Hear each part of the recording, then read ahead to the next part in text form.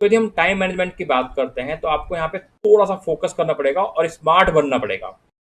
तो part A को आपको एक बार में 20 मिनट्स में कर लेना है, बस 20 मिनट मैक्सिमम आपको देने हैं मैक्सिमम। यदि आपने पढ़ा है तो आप थोड़ा सा ज़्यादा टाइम दे सकते हो, यहाँ पे 30 मिनट्स दे सकते हो, आपने यदि पार्ट ए को अच्छे से पढ़ा हुआ है। अगर आपने नहीं पढ़ा तो 20 मिनट्स मेरे हिसाब से सफिशेंट है।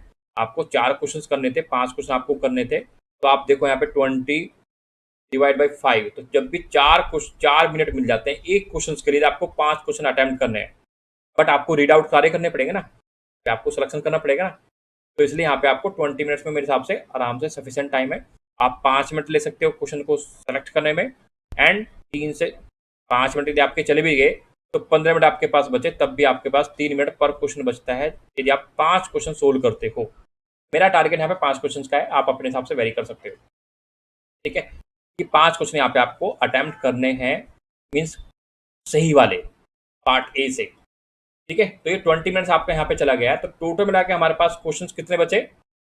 60 हमें अटेम्प्ट करने थे, 15 चले गए हमारे, तो 45 क्वेश्चन हमारे पास रिमेनिंग है जो हमें अटेम्प्ट करने हैं एग्जाम के अंदर total. This the maximum, this the maximum. And हमारे पास टाइम कितना बचा हुआ है? टाइम यदि हम ध्यान से देखें 160 मिनट, क्योंकि हमारे पास कितना टाइम था? 180। 20 मिनट्स मैंने पार्ट ए में दिया, बट पार्ट ए में आपको स्टार्टिंग में नहीं देना है टाइम। स्टार्टिंग में आपको पार्ट ए से स्टार्ट नहीं करना है, ये मैं आपको रिपीट कर रहा हूँ यहाँ पे। ठीक है, चलो, तो यहाँ पे आपको 160 हो गया, तो 160 में से आपको 160 मिनट 45 क्वेश्चन, तो एक क्वेश्चन पे हमारे पास कितना टाइम बचता है? 3.5। एक क्वेश्चन के लिए आपको 3.5 मिनट मिलता है। क्या आपको सारे क्वेश्चन अटेम्प्ट करने हैं? क्या नहीं करने ना सारे क्वेश्चन अटेम्प्ट? और इनमें से सारे क्या 3.5 मिनट आपके लेने वाले हैं? तो कुछ क्वेश्चंस को आप 4 से 5 मिनट दे सकते हो, और कुछ क्वेश्चंस आपके आराम से 2 मिनट में भी हो जाएंगे, और कुछ क्वेश्चन ऐसे होंगे जो स्किप करने होंगे यहाँ से, क्योंकि आपको 45 टोटल अटेम्प्ट नहीं करने हैं। आपको 45 के 45 अटेम्प्ट नहीं करने हैं, आपको रीड आउट करना है, आपको टाइम लगेगा, आपको टाइम लगेगा इनको सिलेक्शन करने में। ठीक है, तो इसलिए मैंने यहाँ पे ऑन एवरेज टाइम 4 से 5 मिनट भी रखा हुआ है।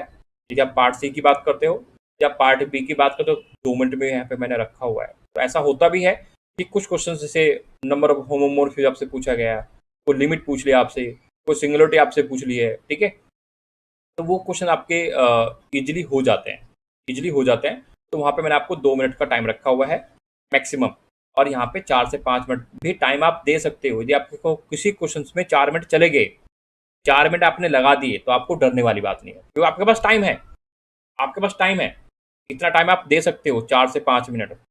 ये मैं आपको यहाँ पे कैलकुलेट करके बता रहा हूँ अच्छे से। ठीक है, ये माइंड आपका सेट होना चाहिए। लेकिन स्टार्टिंग से लेकर हर क्वेश्चन पे आपको 4 से 5 मिनट नहीं देना है। ठीक है, ये मैं प्लानिंग आपको बताऊंगा, ये 4 से 5 मिनट आपको कब देना है। ये आपको सेकंड टाइम, आपको पेपर 2 बार में अटेम्प्ट करना है, सेकंड टाइम में आपको 4 से 5 मिनट दे सकते हैं। तो आते हैं, आगे बढ़ते हैं और डिस्कस करते हैं कि एग्जाम को आप 2 बार में अटेम्प्ट करोगे।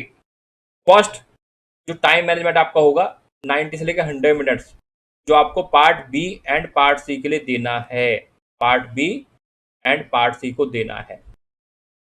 ठीक है, इसी में आपके क्वेश्चंस भी सिलेक्शन हो जाएगा, और इसी में आपके इजी क्वेश्चन भी आपके आराम से हो जाएंगे। तो यहाँ से आपके 12 से 13 क्वेश्चन या 12 से 15 क्वेश्चन यहाँ पे आराम से आपके बन जाने चाहिए। ठीक है, आप बोलोगे सर 12 से 15 क्वेश्चन तो बहुत कम है, बट ये भी तो आप देखो ना कि आपने क्वेश्चन का सिलेक्शन भी तो कर लिया ना। भाई आपके पास वहाँ पे बॉक्स बनते हैं, कोई बॉक्स रेड होता है, कोई आपका पर्पल होता है, कोई बॉक्स आपका ग्रीन बन जाता है, आपको पता नहीं बात। तो जो रेड आपका बन गया उसको आपको दोबारा विजिट ही नहीं करना है। जो आपका पर्पल है, जिसको आपने रिव्यू के लिए डाला है, उसको आपको विजिट करना है, ये आपको पता है ना। तो ये स्टार्टिंग वाला जो टाइम है आपका जाएगा, इसमें आपका इसमें क्वेश्चन का सिलेक्शन भी हो जाएगा। तो आप जब दोबारा विजिट करोगे तो सिर्फ आप इन्हीं को विजिट करोगे, review and mark for review. ठीक है, तो आप इसको अटेम्प्ट नहीं करोगे, ना ही आप ग्रीन वालों को अटेम्प्ट करोगे। तो ये 2 बॉक्स आपके लिए इंपॉर्टेंट है, review and mark for review review. तो जो रेड वाला बॉक्स होगा, जो रेड वाला बॉक्स होगा उसको आप क्या कर दोगे? कंप्लीटली स्किप कर दोगे सेकंड टाइम में ना, ये वाला टाइम में। तो ये 60 मिनट्स आपके लिए बहुत ज़्यादा इंपॉर्टेंट हो जाते हैं, क्योंकि यहाँ पे आपको उन्हीं क्वेश्चंस को अटेम्प्ट करना है जो आपने पहले से टिक किया हुआ है कि इनको मैं अटेम्प्ट करूंगा। ठीक है, तो ये टाइम आप यहाँ पे 80 मिनट्स कर सकते हो। मैं नहीं बोलूँगा आप भाई इतना मैनेजमेंट नहीं हो पाता सही से कि हम साथ इतने टाइम पर रखें, बट आप 2 पार्ट में डिवाइड करें। 75 75 आप कर सकते हो उसको, मीन्स 2 पार्ट में आपको डिवाइड करना है।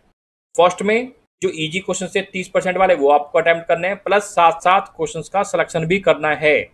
आपको पढ़ा क्वेश्चन आपने लगा कि मैं इसको कर जाऊंगा, कर सकता हूं मैं इसको, बट टाइम लगेगा, तो आप उसको रिव्यू कर दो।